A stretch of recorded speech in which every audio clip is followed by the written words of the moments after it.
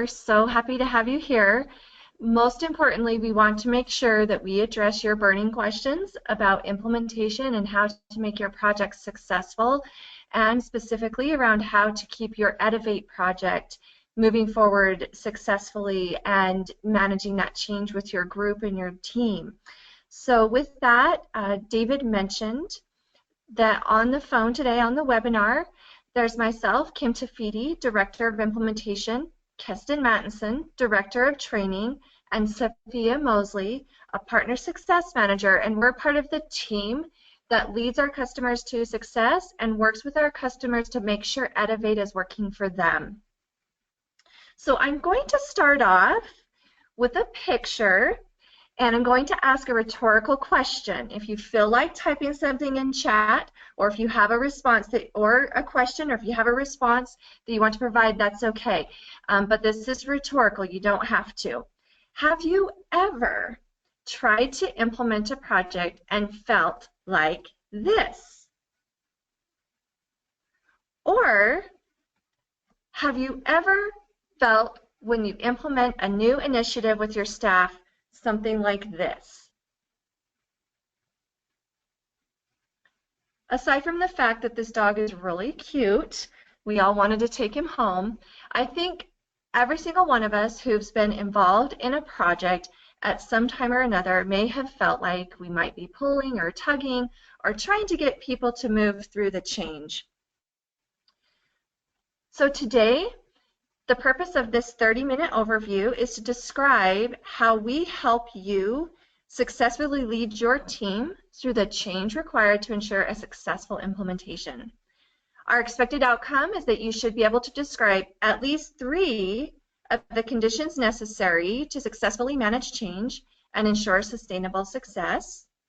And number 2, to describe 3 components of the School Improvement Network success model.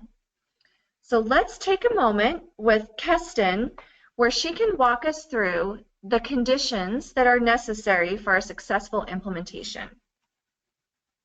Hi everyone, my name is Kestin, and I've worked in schools for about 25 years, and I've implemented programs with Fidelity and I've implemented programs without any Fidelity. And I know what a struggle it is to make sure that you have a successful rollout and having everyone being part of this initiative. And let's look a little bit at what the research tells us. So back in 2000, Drs. Noster, Villa, and Thousand created the 5 conditions for successful implementation. And that's what we're really talking about, is how do we make change happen at our sites? And so there are 5 conditions that have been outlined, and I'd like to go through each one of these. First, let's look at a vision. Once you have a vision in mind of what you want to accomplish, we're definitely on our road to sustainable change.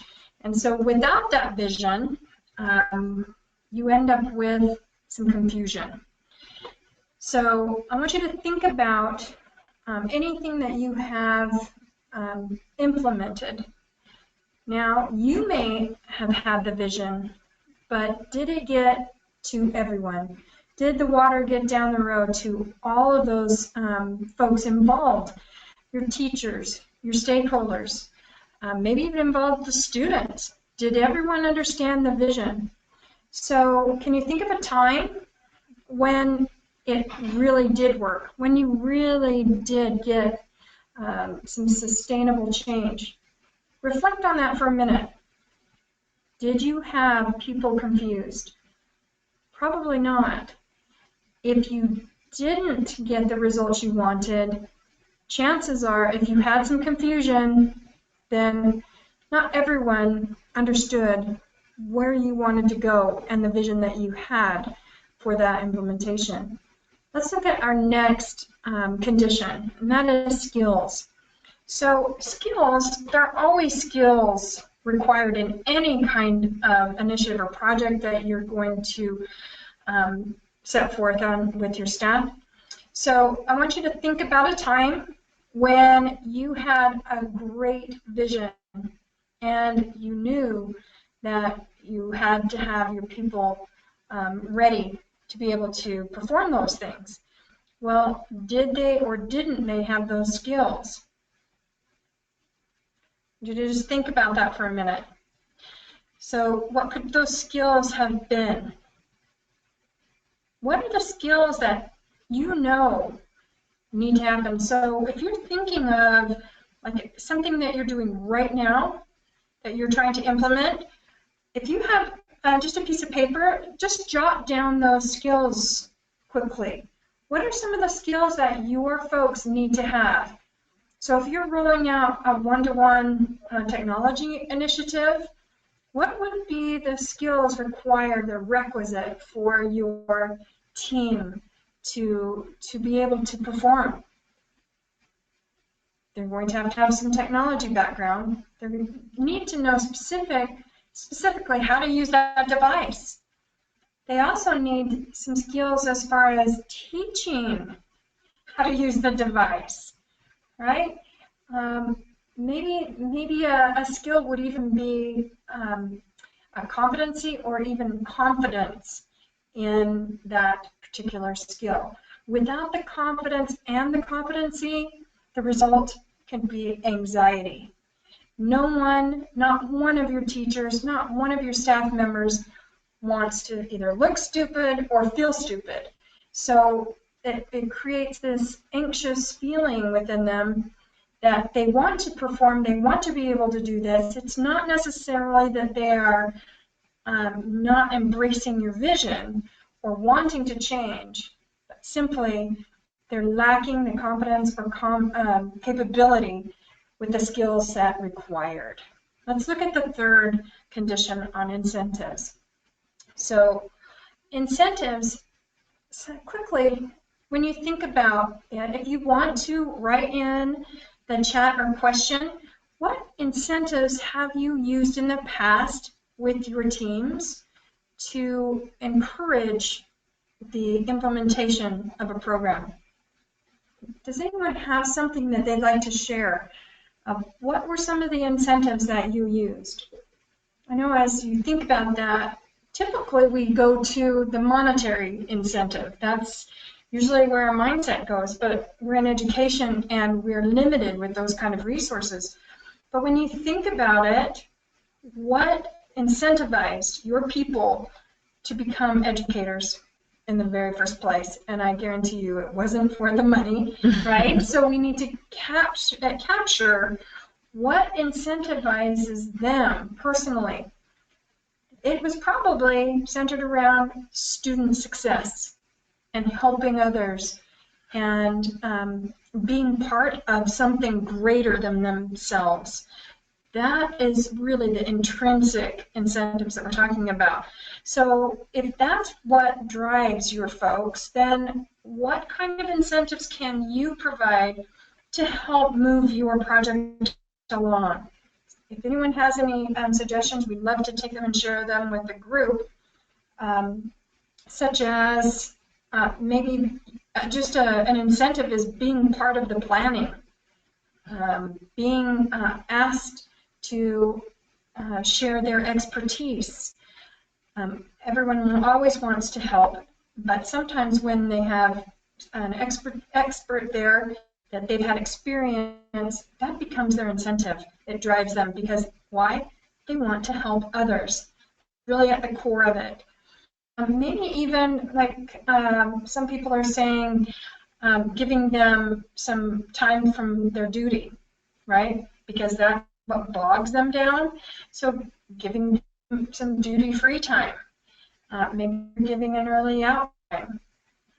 There are so many things that we do as educators to incentivize our folks, but without that, we get the resistance. It's usually waiting to see if this then sticks. So that almost comes naturally to some because we have preconditioned educators sometimes to just wait and see if this is going to work, or if we really strongly believe in it enough to carry it forth past 3 months or 6 months. So whenever you're thinking about rolling out a project or implementing change, this condition of incentives is up there. It's right up there, and it's one that sometimes we overlook just because of the good naturedness of our teachers and how they do want to come in and help. But we need to make sure that we're mindful of this from the get-go with our project. So the fourth one is resources. We are in education and we know we have limited resources. But I want you to think about, have you tapped all of the resources that you have available? You know, have you gone through that needs assessment before you've rolled out your project? Even if you are in the middle of it and you're finding that you're short on resources, believe me, you can find them. I was just thinking about a time when we were rolling out our new math curriculum, and we had purchased just thousands of dollars of manipulatives, and we were really moving toward this hands-on kinesthetic use with mathematics. And beginning of the year, no one could find all of our resources. And they had said they'd been delivered, and we could not find them. Well, long story short, a few months later, I'm in a classroom where a teacher had resigned, and she had a closet in the back of her classroom that was locked, found the key, and lo and behold, I found all of our mathematic resources. And it was simply, it happened at delivery in the summer, and someone thought it would be very smart to put them in a closet and lock them so they wouldn't walk away. But that didn't get communicated out. And simply, sometimes you need to go and look through your cupboards and just look through those closets, but also tap into your resources with your stakeholders. They're great sources of help and assistance. Your teachers, some of them you just don't know what they've done or in their past, or they are doing. They can be incredible resources to you. Another person suggested that we look at city councils. City councils are always looking for ways to help contribute in the community. Going to the local library and getting some assistance there. They are offering all sorts of programs for students. So before you get to the frustration mode or letting your folks become frustrated, compile a list. Gather your thought leaders with you and look through those locked closets, if you will, to find other resources to help assist you in becoming successful. And the last condition is an action plan. So many times we have great projects, great ways that we want to implement change, but we haven't carefully calculated an action plan with a SMART goal, with some benchmarks for success. We go with a full steam of enthusiasm and excitement, but sometimes we forget to make the action plan with the goals that drive us. So a lot of times, what is the result? False starts. And if you can picture your teachers going, oh no, not this again, not this initiative. We already tried that once before. They become very resistant to that as well, and they know it's a false start. Having that action plan in front of everyone, where everyone is bought in, has some skin in the game to the objectives and goals, and how will we be monitoring that and our effect and looking at our results, and that raises the game for everyone. And so we eliminate those false starts. It's for real. Let's look at this complete diagram based on the research that was done. The 5 conditions for success on anything that you're going to implement. And you can think about this personally as well. You need to have a vision. You need to have those skills. There better be some kind of incentive and the resources there, but also please don't forget the action plan. This is a great chart that I would suggest that you put in a place where you can see it, because as a leader, I know sometimes I just scratch my head and I get frustrated, wondering how come everyone isn't so excited as I am about this? Why am I not getting movement? What you can do is refer to the chart. Look at the emotions, the confusion, the anxiety, resistance, frustration. Are you doing another false start? Try to determine which is the predominant emotion. And from there, you can backtrack and see what is the condition then that I need to add or enhance to help others have this sustainable change that we want. So that would be my suggestion, is try to identify the emotion at this time with whatever you're trying to incorporate or interface. That will lead you to where you need to work on that specific condition. It's a little bit of a backward track, if you will. Great. Thanks, Kestin. So we just talked about the 5 critical components and conditions of a successful implementation to sustain that change. And as we work with our customers on their Edivate implementations, we've taken that into consideration in building an implementation success model that will support that and help you consider all of those conditions for yourself and for your organization as you move forward with your Edivate implementation. And it's as simple as 1, 2, 3. And we've found that people that really focus on this, make it a priority, spend the time necessary to put some thought into their planning, use the resources available to them, and map it to their mission critical needs and instructional goals, they are successful. So we're going to take just a moment. Sophia, our Partner Success Manager who works with several of our partners across the country, has helped them through this process. We're going to take a moment with Sophia and walk through the 3 components of our implementation success formula, which are attending our strategic planning boot camp. Number 2, working with a partner success manager and following their guidance and the consultation that they provide throughout the implementation, and also utilizing the rich resources in the Edivate system. So let's move on to strategic planning boot camp. Hi everyone, this is Sophia. It's such a pleasure to be with you today. As a partner success manager, I have the pleasure of working with school districts across the nation and internationally. And I want to share with you that 3-step process and kind of what it looks like for our partners. And I want you to think, as educators, we usually create an annual school or district quality plan every year. I want you to think about that process that you use to create your quality plan and who your team members are that help you put that plan together. Some school districts may call them an improvement plan, where you review your strengths and opportunities to improve student achievement. Now, typically these teams developing the plans include building or district leadership teams, teachers, other staff who may be instrumental in supporting the plan. These plans are designed to guide your work during the next school year. So I want you to think of boot camp as a personalized learning quality plan for your district. It's used to address district priorities and align them to the resources within Edivate.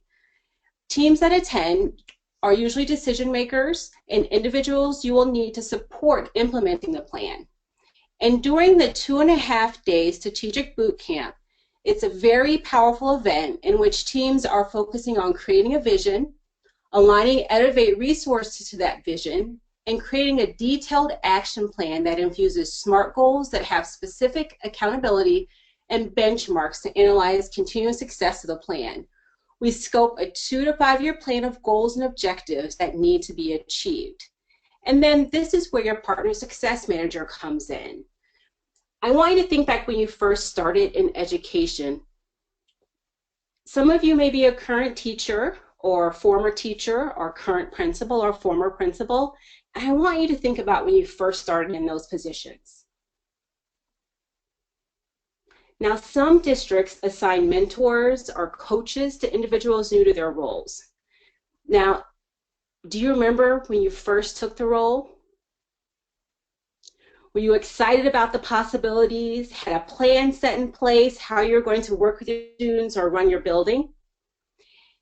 Despite years of preparation, training, and planning, questions came up. You get sidetracked from your plan because of unplanned interruptions, which never happen in education, right? or more pressing matters need your attention. It happens. It's just the nature of education. You may have reached out to your mentor or coach for support, or maybe you just kind of muddle through it, hoping for the best. And then before you know it, it's the end of the year, and you didn't accomplish half of what you wanted to for a variety of reasons. Now, this is what makes your partner success manager so instrumental to successful implementation and widespread adoption of Edivate. Remember, we just talked about that district school quality plan that you took the time to carefully craft with your team? Now, I want you to think, how often did you look at it to see if you're on track to meet the goals outlined in your district or school plan? Did you look at it weekly? Monthly? Maybe every marking period? Or at the end of the year when it was time to write it again? Let's be honest with ourselves. Well, after boot camp, your partner success manager works with your team to support you in implementing the goals created in that plan. We manage any requests you need to implement your plan. Maybe it's observation templates, course creations, or other needed resources to make sure it's one less thing that you have to worry about. We help you with that. If there's a question on how do I, where do I need, your partner success manager is there to help. We keep your plan and goals in the forefront by holding purposeful status meetings to discuss progress towards reaching your goals. Because we're former educators and administrators, we really value your time. We help you stay on track. We answer questions. After all the preparation and training, something may pop up. We are there to consult on best principles to address the challenges. If you aren't quite reaching your goals, we offer suggestions to ensure widespread adoption. Now, I, as a former central office administrator, I've used Edivate, the platform, myself with my district principals and teachers. I know what roadblocks can come up, and I can help you navigate through them. Now, let's talk about Edivate as a resource to help you implement your plan. I want you, as we talk about Edivate, to think about the expectations you have for your teachers to increase student achievement. What are some of the strategies you ask them to try?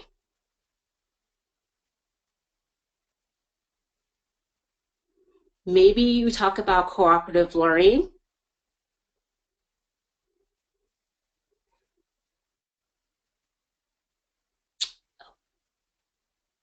Maybe you encourage teachers to provide a rubric or example of best practices. Maybe you have them set objectives and provide feedback to their students. You want to make sure your teachers have positive reinforcement environment in their classroom. You also ask your teachers to regularly analyze data to meet their learners' needs. And then you ask them to make adjustments after analyzing that data so they can do what they need to improve student outcomes.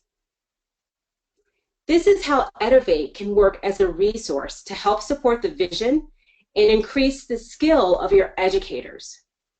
We know to increase student achievement, you have to have effective teachers. Edivate supports the needs of teachers and administrators. The same strategies you use with students works to increase teacher effectiveness. It provides a personalized experience by recommending content based on the teacher's profile, allows for collaboration between content and grade level groups. It provides examples of best practices and resources to support the implementation practice. Now let's talk about a specific school district that had success in using Edivate. As we discussed earlier, as educators, we're aware of the struggle of successful implementation with all of the other responsibilities that you have. Tazewell County Schools is one of the school districts that effectively implemented the 3 components for successful implementation. They attended a boot camp at the beginning of the school year with a team that consisted of several members of their leadership team, building administrators. Just like your school quality plan, they had the right people who would help support and implement the plan. As part of the 2.5-day boot camp, the team developed a vision of what personalized learning looked like for their district. And as you remember at the beginning, Kestin shared with us what those 5 areas were. And one of those was creating a vision. Also, the boot camp team introduced them to the Elevate Leadership Model, which is map, model, motivate, and monitor. As part of the mapping process, they took the time to understand the resources within Elevate. We had them list all their initiatives and priorities happening within the district. The team then decided which resources within Elevate would best support district-level priorities. They outlined year 1 through 3 priorities with all the resources available in Elevate in the team so they could slowly roll it out and meet all their needs. So that's back to setting the vision, looking at skills, and having the resources. They then created an action plan, set up incentives for motivating their staff. Do you remember that dog pulling the leash, being resistant to change? Well, change can be challenging, but with boot camp, we address ways that you can motivate the incentive, district staff to see how Elevate will assist. We'll support you in removing that stress of adding one more thing to your team's plate, or have them thinking, we all know that this is just one thing that will pass. But with a strong plan in place, we can help you navigate those roadblocks. Now let me share with you some of the challenges and results that Tazewell had with implementing their plan. Prior to coming to boot camp, Tazewell had several challenges. All of their formal observations were electronic, but many of their informal observations were not, which meant it was challenging to quickly access observation data. They wanted to standardize this process so they could quickly analyze trend data and offer the appropriate professional development to their teachers and provide immediate feedback and personalized learning support after an observation took place. Tazewell also wanted to have the ability for teachers to access personalized professional development based on their professional growth plans or evaluation findings. Tazewell wanted more efficient ways of addressing compliance training without using precious professional development time. Tazewell also was looking to provide resources to support the growth of new teachers, introducing a new reading series district-wide, and increased collaboration in their professional learning communities. So as you see on your screen, we're showing you what the challenges were and then what the results were. After they're implementing their plan that they created in boot camp, Tazewell now has completely electronic observation system. They've increased the number of informal walkthroughs that they do. They can quickly record observations and assign personalized PD based on their findings.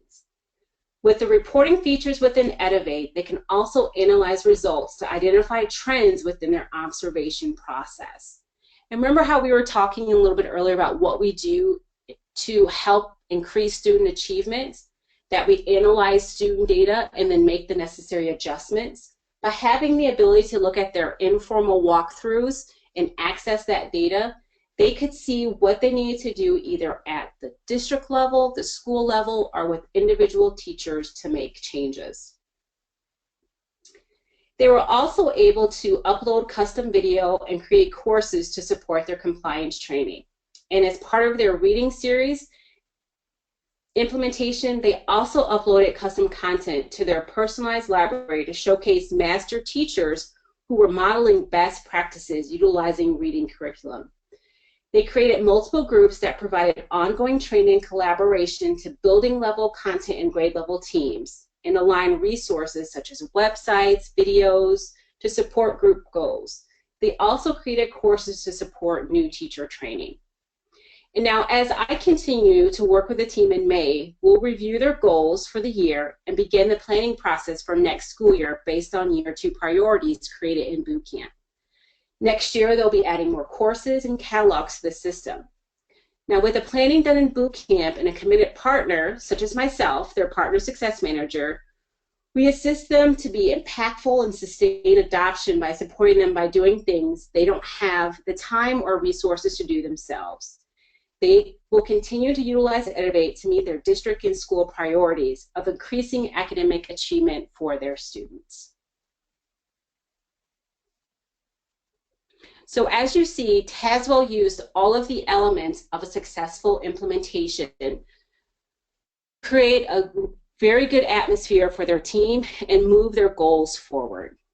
And as a partner success manager, I truly enjoy working with our partners. Perfect. Thank you for sharing that, Sophia. And I think it's always great to see a working example of how somebody took some time to plan, put it down into an action plan, was successful in communicating that action plan with their team and putting the right resources and incentives in place so that they can be successful. And we're looking forward to all the great things that they're going to do next year as well and just build upon the foundation that they created this year. So as you think about all of this information and as you plan your Innovate implementation, how can you use this? Think to yourself, write a few notes, and reach out to us or your strategic partner advisor to get advice on how you can do this and how we can help you. We're going to give you a moment here for questions.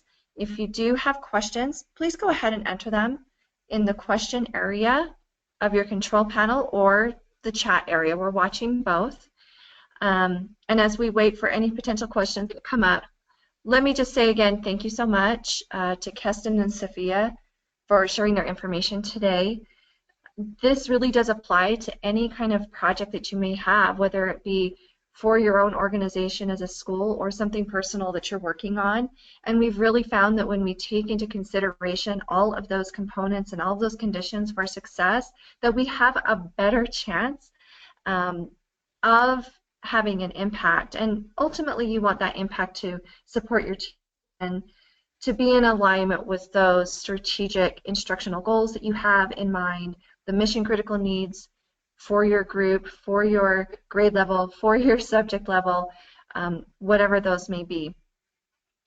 Okay, so with that, we're going to wrap up. We appreciate your time, and you will receive, as David mentioned, this information in a follow-up email, and you may also reach out to your strategic partner advisor for more information. Thank you and have a great day. There is a quick poll that you can fill out, just giving a little feedback about the webinar itself. And we appreciate everyone who attended. If you have any questions, feel free to type them into the question box. We'll be watching that and we'll answer questions as needed.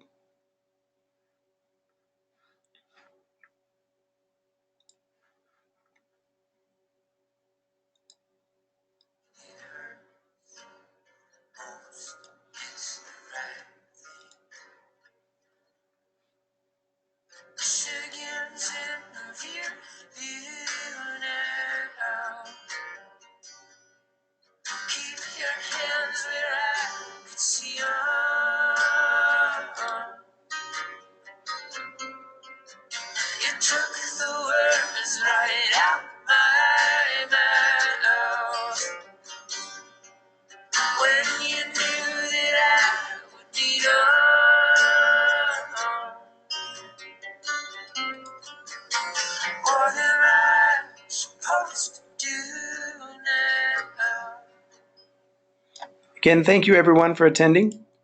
We really appreciate your time, and we know it's important to us and it's valuable.